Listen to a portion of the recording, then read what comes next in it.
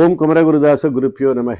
பாம்பன் ஸ்ரீமத் குமரகுருதாஸ் சுவாமிகள் அருளிய குமரவேல் பதிற்று பத்தந்தாதியில் 19வது பாடல். இந்த பாடல் முருக தரிசனத்தை பற்றி விளக்குகிறது. இந்த பாடலை பார்ப்போம் வாருங்கள். முருகுரு கலபம் தோயும் முகிழ் முலை கொடிச்சியந்தாய், முருகுரு கலபம் தோயும் முகிழ் முலை கொடிச்சியந்தாய், உருகுரு படப்பை நாக உரிபறை உடை பூம்பிக்கு அருகுரு தெய்வ தந்தி அகமகிழ் தலைவா, உன்றன் குறுகுரு கொழு கண்டாலும் கொடியனேன் குறை நில்லாதே, உன்றன் குறுகுரு கொழு கண்டாலும் கொடியனேன் குறை நில்லாதே.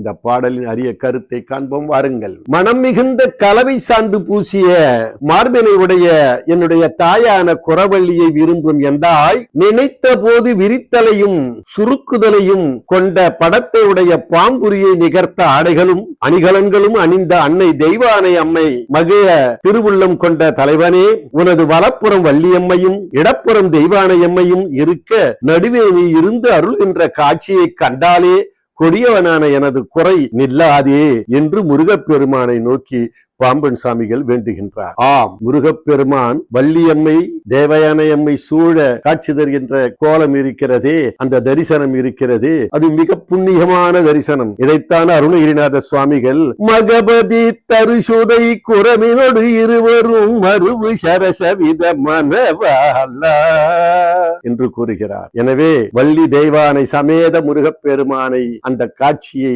கண்டு மகிழ்வோம் வாருங்கள். நன்றி, வணக்கம், வாழ்க. வெற்றிவேல் முருகனுக்கு அரோகரா.